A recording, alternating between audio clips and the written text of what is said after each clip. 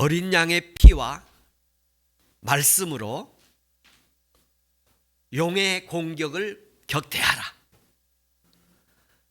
이 말씀의 은혜 있기를 바랍니다. 1절부터 6절까지 말씀을 보면 1절에 이 여자의 정체가 무엇인가에 대한 말씀이 나옵니다. 여자의 정체가 예수 그리스도의 어머니다 또는 여러 모습들을 이렇게 말씀합니다만, 오늘 본문 문맥을 전체적으로 보면 어떤 모습이 담겨 있느냐면, 마지막 우리가 읽었습니다만 그 여자의 후손이 하나님의 계명을 지키며 예수의 증거를 가진 자들이라고 그렇게 표현을 했습니다. 그러니까 그 후손이 예수의 증거를 가진 자들이에요. 그래서 이 여자는 그리스도를 준비하기 위해서 하나님 앞에 충성되고 헌신된 영혼들을 말합니다. 이 여자는 하나님 앞에 충성되고 헌신된 영혼들이에요. 두 번째는 순교를 각오하고 그리스도를 세상에 보내는 일을 위해 준비된 백성을 말합니다. 순교를 각오하고 그리스도를 위해서 준비된 사람들입니다. 오늘 12별의 면류관은 이스라엘 12지파를 이렇게 암시하고 있습니다. 2절에 보면 여자가 아이를 베어 해산하게 되어 아파서 애를 쓰며 부르짖더라, 이런 표현을 합니다. 그리스도를 준비하기 위해서 고난당하는 하나님의 백성들의 모습입니다. 여기는 출산의 모습을 이렇게 표현을 하고 있습니다. 그 출산의 모습 가운데 이 모습은 하나님의 백성들을 그리스도의 정결한 신부로 만들기 위해서 애쓰고 힘쓰는 모습을 의미하고 있습니다. 하나님께 충성하지만 그래도 고난이 있다는 것을 말씀하고 있습니다. 그리스도인들이 이 땅에 살아가면서, 제가 그래서 이번 이 말씀을 준비하면서 여성들이 왜 출산하면서 그 아픔과 고통을 느끼는가, 그걸 생각해 보는 기회가 되었는데, 이 세상의 삶이 그리스도인으로서 하나님의 자녀들을 낳는 또는 하나님의 자녀들로 이렇게 삼아가는 과정이 고난이 있다, 아픔과 애씀과 부르짖음이 있어야 한다, 이런 모습으로 들리게 되었습니다. 신자가 한 영혼을 해산하기 위해서 애써 부르짖는 기도가 있어야 한다는 것입니다. 그래서 자녀를 위해서, 부모를 위해서, 형제를 위해서 하나님 앞에 주의 백성들 되더라고 애써 부르짖는 은혜가 있기를 바랍니다. 3절에 보면 하늘에 다른 이적이 보이니 한 붉은 용이 있어 머리에 7이요 뿔이 10이라. 머리에 7 왕관이 있는데 용이 등장하게 되는데, 이 용의 정체가 무엇인가? 이 용의 머리는 붉고 뿔이 10이고 7 왕관을 썼는데, 용의 존재가 기본적으로 붉은색으로 표현되고 있습니다.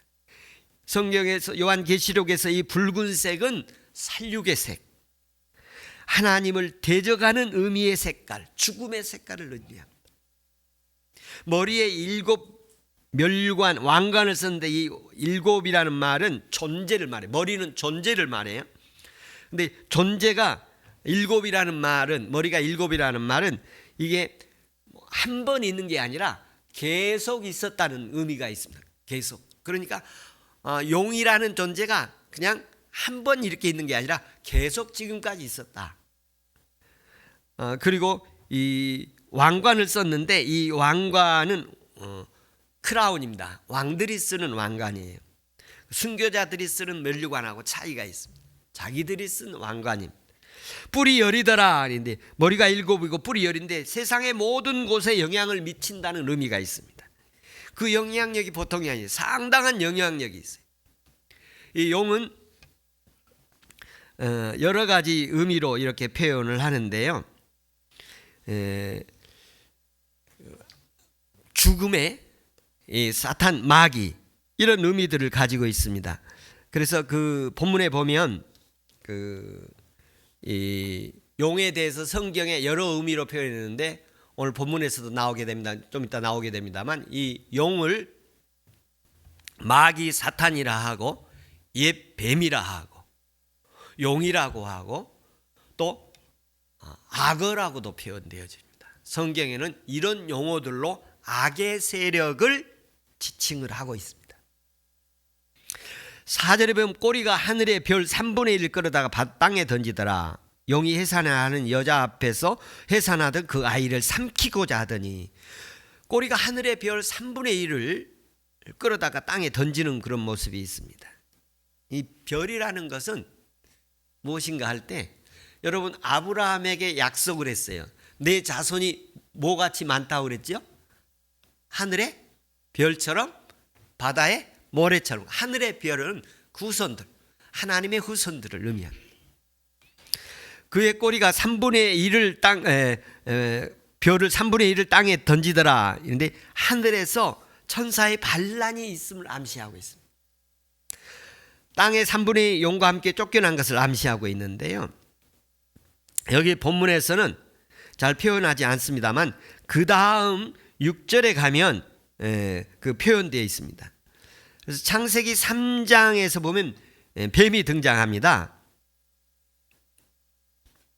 이 마귀가 하와의 배후에서 선악과를 먹게 하지요. 하나님 말씀 불순종을 하게 하잖아요. 그러니까 사탄의 존재가 어디서부터 나오는가 하면 창세기에 보면 에덴에서부터 그게 존재가 나와요.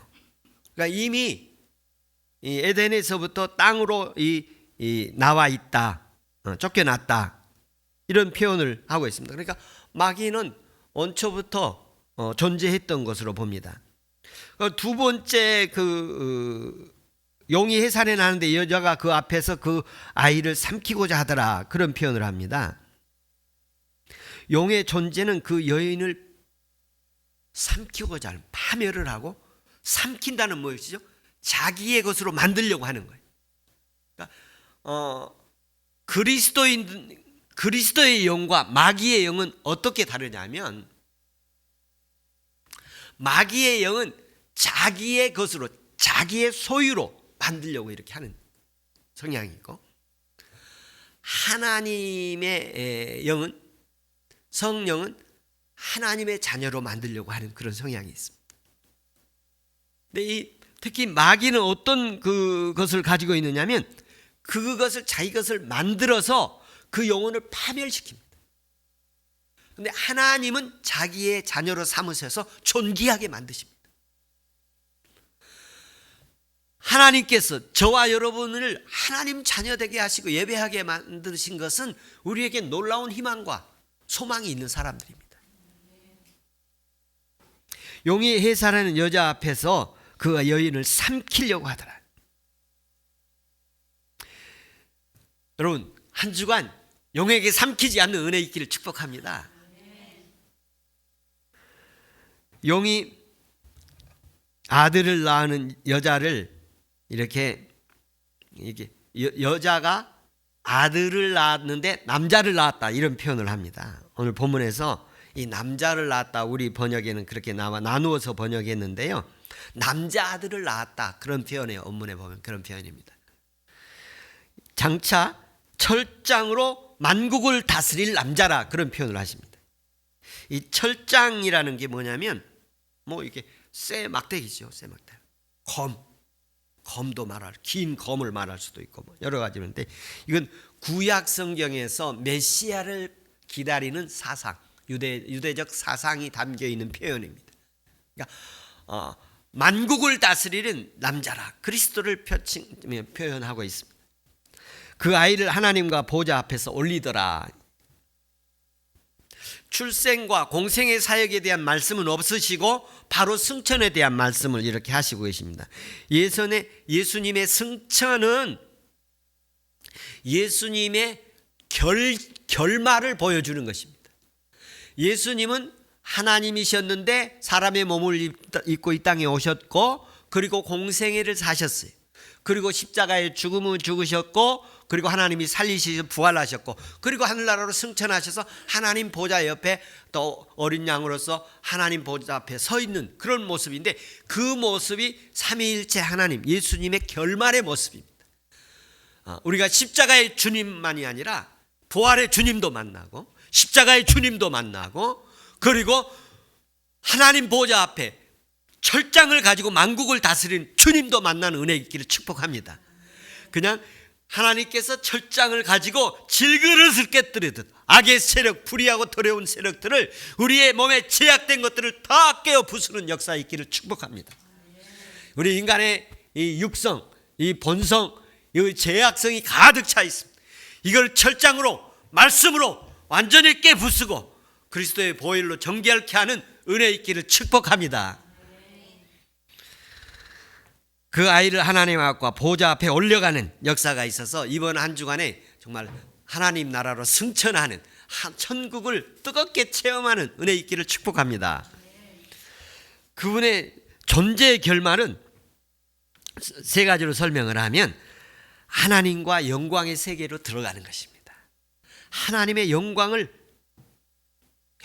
우리가 하나님의 자녀라고 그러지 않습니까? 우리 이든이를 보니까 커갈수록 부모를 닮아가는 그 얼굴이 나오더라고요. 인간은 부모를 닮게 돼 있는 것처럼 그리스도인들은 하나님을 닮게 돼 있습니다. 하나님을 깊이 만나고 경험되어지는 은혜가 삶의 현장에서 그 인격적으로 나타나기를 축복합니다. 공생애를 통해서 하나님의 사명을 완성하십니다. 십자가에서 주님은 다 이루었다, 다 이루었다, 자기의 사명을 완성하시는 모습을 보여줍니다. 승천은 자기의 사명을 다 완성하시는 거예요.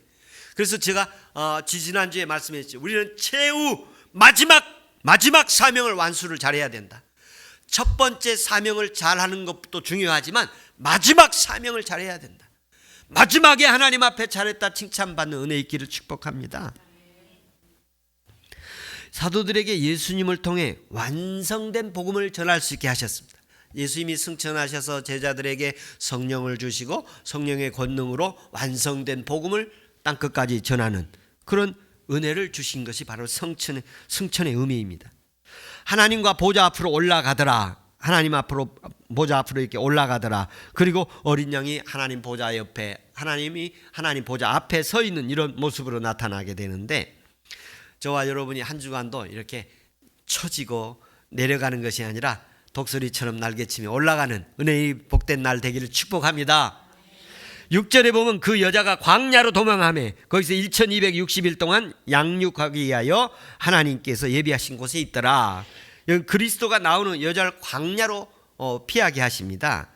여자가 예수님께서 그 출생할 때 광야 애굽으로 이렇게 피신을 하는 잠시 피신이 있었지 않습니까? 그것도 뭐 보여주는 말씀이기도 하지만 이스라엘 백성들이 광야로 거쳐서 가나안을 가게 하시지 않았습니까? 이 광야는 하나님이 예비하신 곳입니다. 하나님이 용의 공격으로부터 보호하기 위해서 하나님이 예비하신 곳이에요. 거기서 양육을 받는 것입니다. 하나님의 양육을 받을 수 있고 훈련을 받을 수 있는 것이. 그래서 이 하나님의 참된 백성이 후손들이 반드시 나올 것이다. 여기서 오늘 본문에 보면 중요한 의미들이 있는데, 용이 뱀이 사탄 마귀가 많은 활개치는 시대에도 하나님의 충성스러운 사람들은 하나님 보호하신다. 그리고 아무리 환난과 어려움이 박해가 있더라도 믿음의 사람들은 반드시 나온다. 사명을 감당하는 사람들은 반드시 나온다. 저와 여러분의 삶의 여정에서 하나님께서 보호하고 지켜주시고 하나님이 주신 사명을 감당하는 믿음의 사람들 되기를 축복합니다. 하나님께서 예비하신 곳이 어딘가? 고린도서에 보면 광야 교회라는 말을 했는데, 이 예비하신 것은 그리스도인들의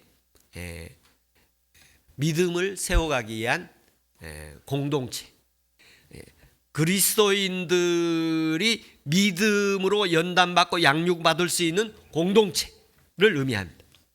하늘에서 쫓겨난 그의 사자들을 보겠습니다. 7절부터 12절까지 보면 하늘에 전쟁이 있으니, 하늘에 전쟁이 있었다고 합니다.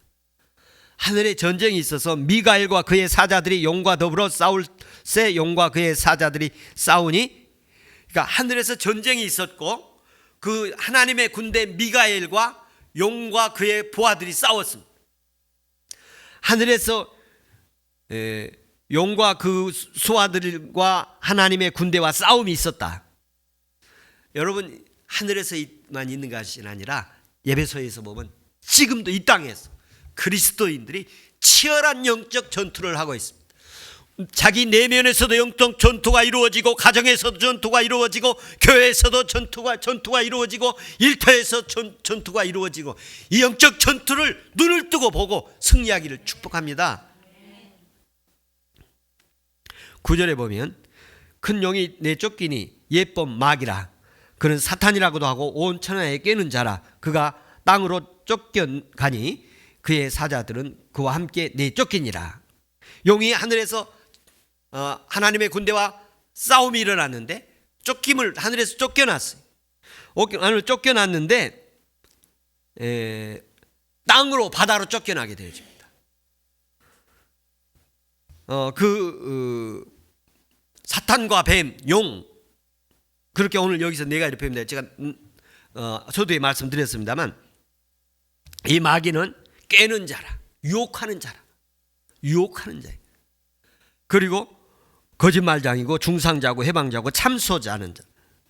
이 참소라는 것은 어떤 자냐면, 남을 해치려고 하기 위해서 죄가 있는 것처럼 꾸며서 윗사람에게 고발을 하는 것을 참소라고 그럽니다.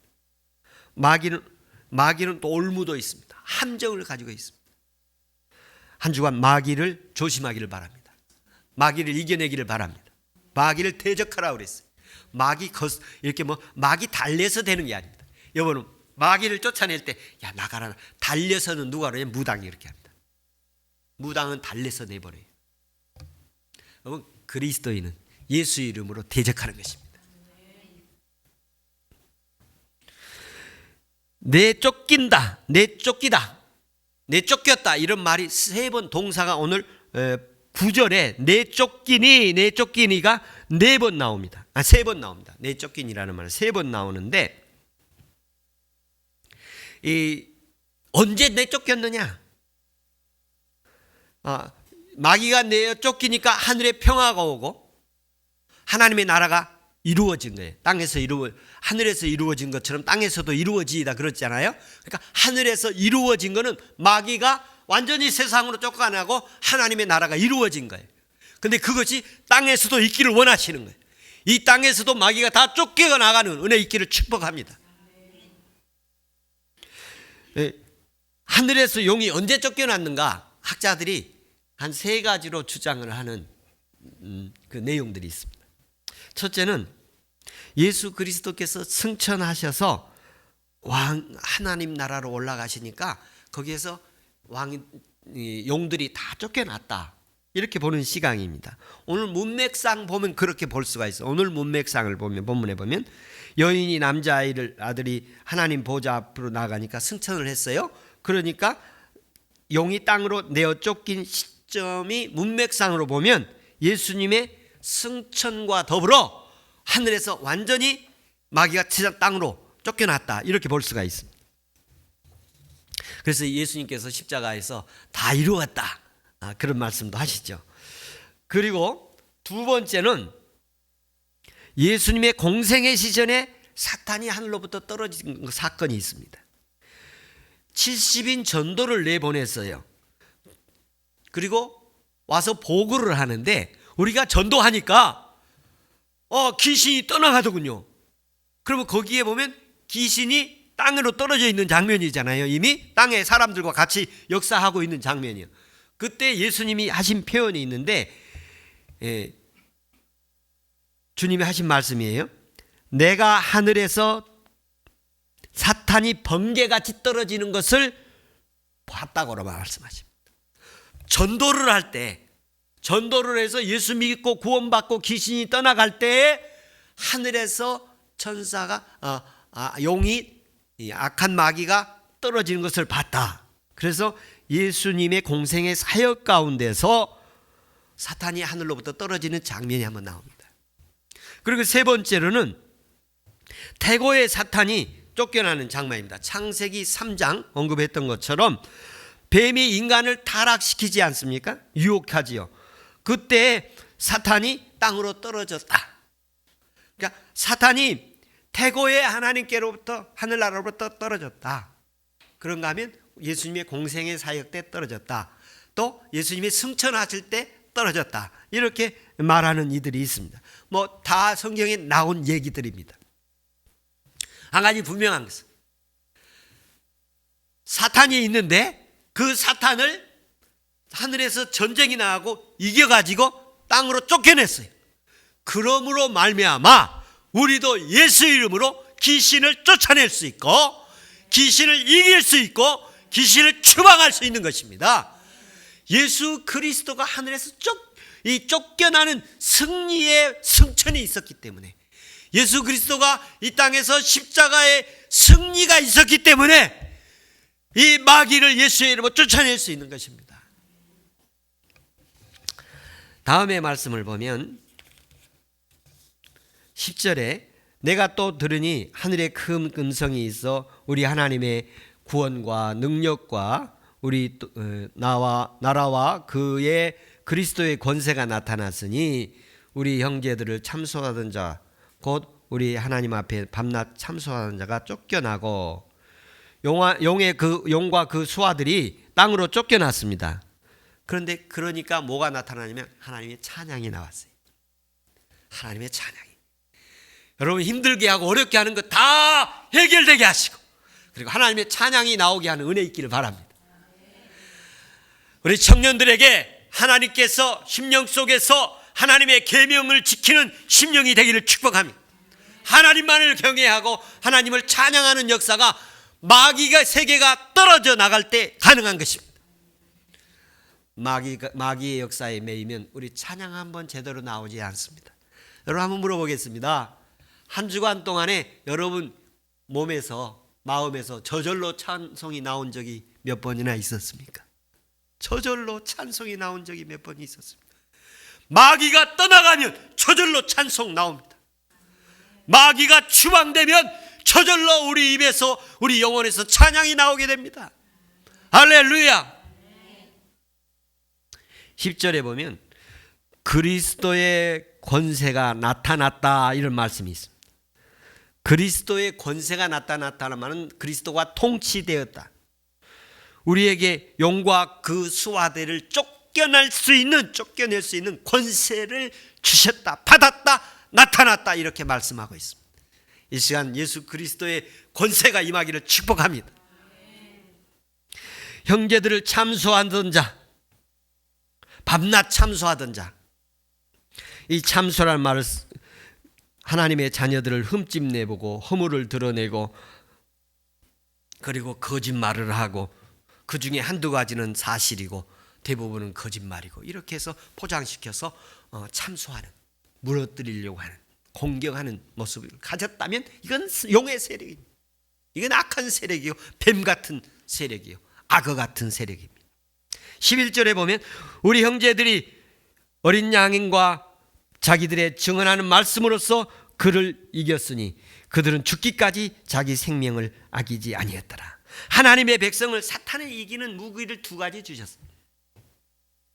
그 하나가 뭐냐면 어린 양의 피예요. 첫 번째 어린 양의 피. 어린 양의 피를 가지기를 바랍니다. 예수 그리스도의 보혈의 은혜가 있기를 바랍니다.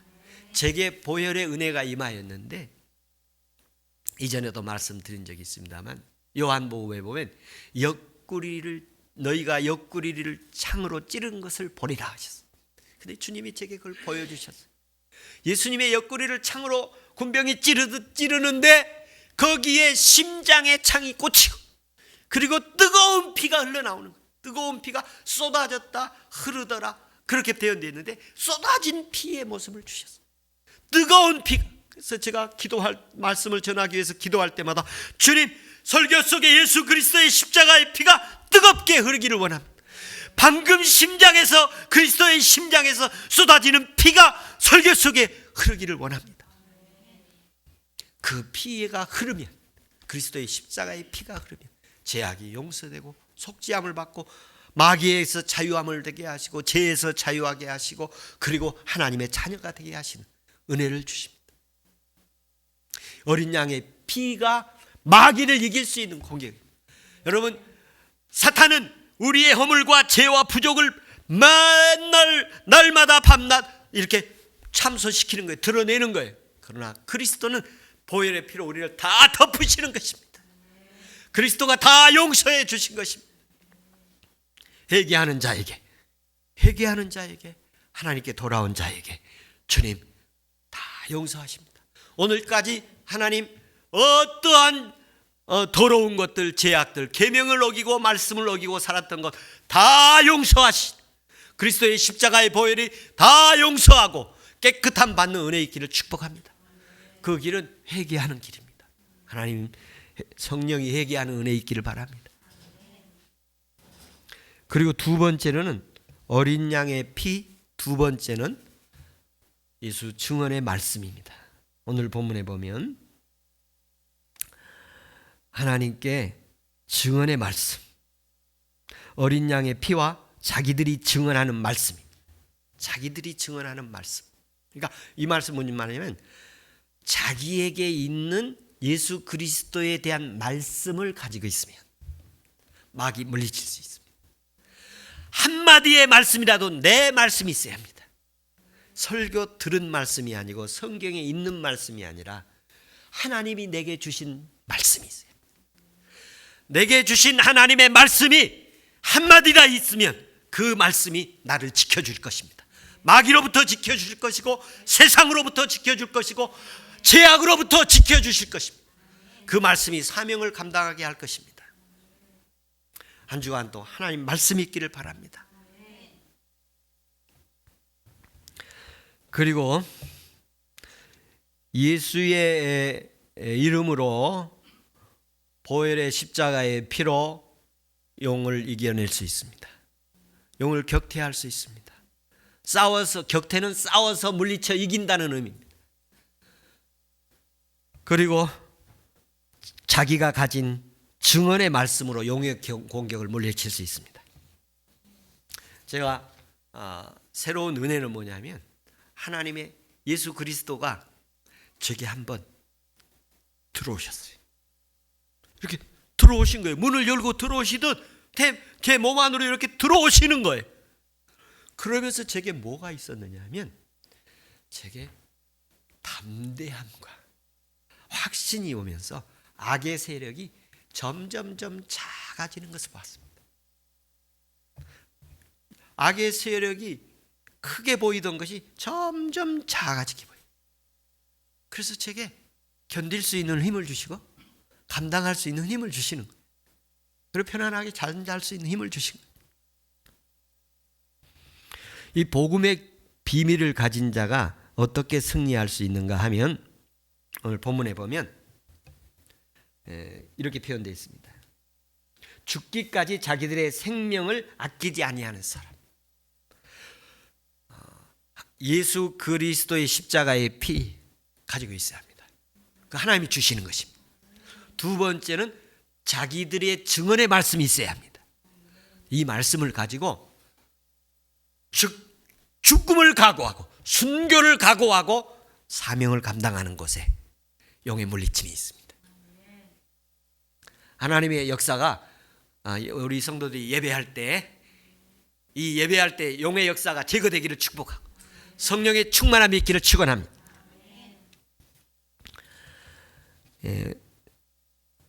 오늘 본문에 또 보면 어떤 내용이 있느냐 하면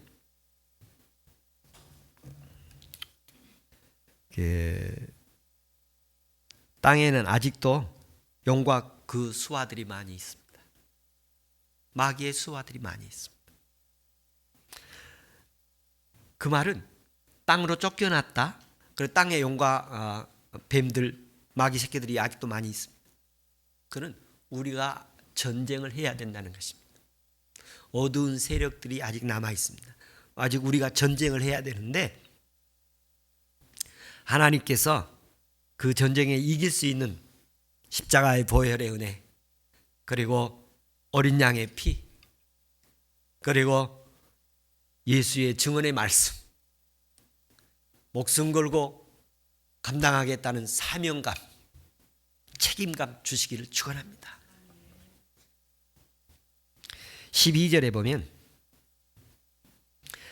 하늘과 그 가운데 있는 자들이 즐거워하라. 그러나 땅과 바다에 하 있을진저 이는 마귀가 자기 때가 얼마 남지 않는 줄을 압니다. 마귀가 자기 때가 얼마 남지 않는 것을 안다고 말씀하십니다. 마귀가 자기 때 얼마 남지 않았다는 것을 알고 있습니다. 그래서 아주 발악을 하고 있습니다. 발악.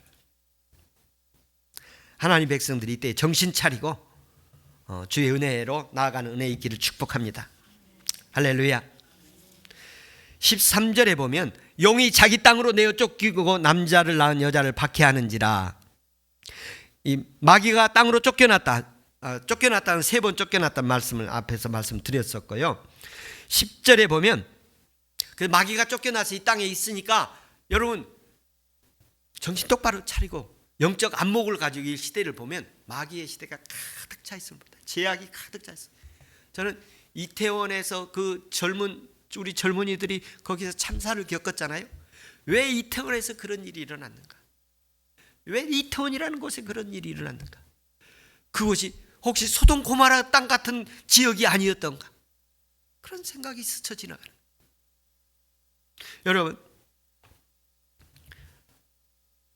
멀쩡한 사람들이 거기 가다 그냥 참 날벼락을 맞는 그런 모습이죠. 우리가 이 세상을 영적 안목을 바라보면 이 마귀의 시대, 화의 시대가 가득 차 있습니다. 가득 차 있습니다. 14절에 보면 그 여자가 독수리 날개를 받아 광야 자기 곳으로 날아가 거기서 그 뱀의 낯을 피하여 한때 두때 반때 양육을 받으며, 이 말씀이 아주 중요한 말씀인데요. 6절에서는 단순히 피했다고 말씀을 하고 있는데 14절에서는 어떻게 피했는가에 대한 구체적인 표현이 있습니다. 이렇게 피하는데, 여자가 피하는데 독수리가 두 날개로 이렇게 피하게 하는 것처럼 피했다. 이 비유적 표현인데 여인이 하나님의 도움을 받아서 하나님이 예비한 광야로 가서 안전하게 있었다는 것인데요. 독수리의 두 날개는 무엇을 의미하는가? 독수리가 두 날개가 있지 않습니까? 그래서 날아가서 그 여인을 광야로 보내서 거기서 독수리 날개로 보호를 날아가게 하고 거기서 보호를 받게 하는데, 이 두 날개는 예수 그리스도의 어린 양의 보혈과 증언의 말씀. 아까 마귀를 이길 수 있는 것이 어린 양의 피와 그리고 증언의 말씀이라고 그랬죠. 그런 것처럼 이 두 날개는 예수 그리스도의 십자가의 피와 그리고 예수 그리스도의 생명의 말씀이 그 여인을 보호하게 될 것이다. 그리고 또 하나는 독수리의 날개는 하나님을 상징합니다. 출애굽기 19장 6절에 보면 하나님께서 모세에게 이스라엘 백성이 말씀하실 때 내가 독수리 날개로 너희를 업어 여기까지 오게 하지 않았느냐. 이스라엘 백성이 광야를 지날 때 한 말이에요. 내가 독수리의 날개로 너희를 업어서 여기까지 오게 하지 않았느냐. 하나님을 의미하는, 독수리 두 날개는 하나님을 의미하고 있습니다. 예수 그리스도의 하나님의 사역을 보면 예수 그리스도와 성령님이 함께 역사하신 걸 볼 수 있습니다. 그러므로 하나님의 날개라, 하나님이라 했을 때는 예수 그리스도와 성령을 또 말하기도 하고, 그러면 삼위일체 하나님의 의미가 그 안에 담겨 있습니다. 삼위일체 하나님이, 성부 하나님, 성자 하나님, 성령의 하나님이 그리스도의 백성들을 도우실 줄로 믿습니다. 두 날개는 말씀과 기도를 또 의미하기도 합니다. 사도행전에서 보면 그들이 전무할 것이 두 가지가 있는데 기도와 말씀을 전무하리라. 그래서 기도와 말씀을 두 날개로 의미할 수도 있습니다. 여기 본문에 보면 뱀의 낯을 피하여 갔다 그렇게 있는데 적합한 표현이 아닙니다. 피해서 도망갔다 그런 표현이 아니에요. 여기 원문에 보면 뱀이 주시하는 가운데에서 이런 겁니다. 뱀이, 여러분 우리가 뱀 피해 갈 수 있는 게 아니에요. 하나님이 우리를 불꽃 같은 눈으로 보시지만 마귀도 우리 다 보고 있습니다. 이 하나님께서 우리를 보고 있지만 마귀는 은밀하게 본래 염탐하고 그런 것을 볼 수가 있습니다. 그래서 여기에서 어떤 의미가 있느냐면 뱀의 낯을 피하여 그랬는데 뱀이 주시하는 가운데서도 하나님의 보호를 받고 뱀이 주시하고 있는 가운데서도 예수 그리스도의 보혈로 이겨내고 뱀이 보고 있는 마귀가 보고 있는 가운데서도 하나님의 말씀으로 이겨내는 은혜 있기를 축복합니다. 이 광야로 간다는 의미가 있는데요. 어디로 막 간다는 그런 의미가 아니에요. 지역적인 이동의 의미가 아니고 영적인 환경이 사탄의 세력으로부터 이렇게 보호받고 양육받을 수 있는 곳을 말합니다. 광야는 하나님의 특별한 훈련과 양육을 받을 수 있는 것이에요. 그래서 이 광야로 가서 거기서 양육을 받거든요. 그러니까 여러분 어렵고 힘들 때일수록 신앙으로 더 훈련받기를 바랍니다. 신앙으로 더 은혜 있기를 바랍니다. 하나님께서 막바지 이렇게 하는데요. 어떤 말씀이냐 15절에 보면 여자의 뒤에서 뱀이 그 입으로 물을 강같이 토하여 여자를 물에 떠내려가게 하더라. 여기 가운데 중요한 의미가 있는데요. 뱀이 입에서 물을 토해내요. 그리고 그 여자를 물에 떠내려가게 해요. 그런데 어디서? 뒤에서. 마귀의 전략은 뒤에서 몰래 조장하고 선동하고 거짓으로 강물을 만드시 막 범람시키는 거예요. 막 많은 것을 막 얘기하는 거예요. 많은 것을 얘기하는 거예요. 그래서 어떻게 하려고요? 여자를 떠내려가게 하려고. 여러분 중심 잃게 만들려고. 여러분 신앙 떠나가게 하려고. 그래요. 마귀 말 많이 듣다 보면 무슨 얘기가 나오느냐면 그런 것 같기도 하고 아닌 것 같기도 하고 한둘은 그런 것 같네. 왜? 거기에 한둘이 섞여 있거든요. 그러면서 같이 떠내려가는 거예요. 동조하게 되는 거예요. 휩쓸리게 되는 거예요. 그 말에. 여러분 마귀의 말이 홍수처럼 밀려와도 진리 붙들고 살기를 바랍니다. 사탄의 공격은 뒤에서 있음을 명심하십시오. 그런데 신기한 일이 일어났습니다. 땅에서 그 물을 다 삼키는 역사가 있습니다. 애굽을 홍해를 건널 때 이스라엘 백성은 물을 지나가서 가지만 애굽 군대는 바다가 침몰돼서 몰살하지 않습니까? 하나님의 역사가 있을 것입니다. 거기에 보면 죽이는 역사들이 있습니다. 17절에 보면 용이 여자에게 분노하여 가서 여자의 남은 자손 곧 하나님의 계명을 지키며 예수의 증거를 가진 자들과 더불어 싸우려고 바다 모래 위에 섰더라. 여러분 용은 여자의 후손들과 싸우려고 아주 작정을 하고 있습니다. 그런데 우리는 싸울 준비가 안 돼 있어요. 여러분 시험을 치려면 시험 준비가 돼 있어야 하지 않습니까?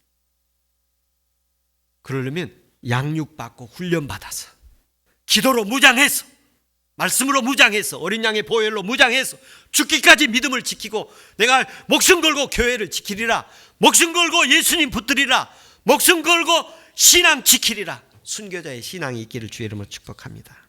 기도하겠습니다.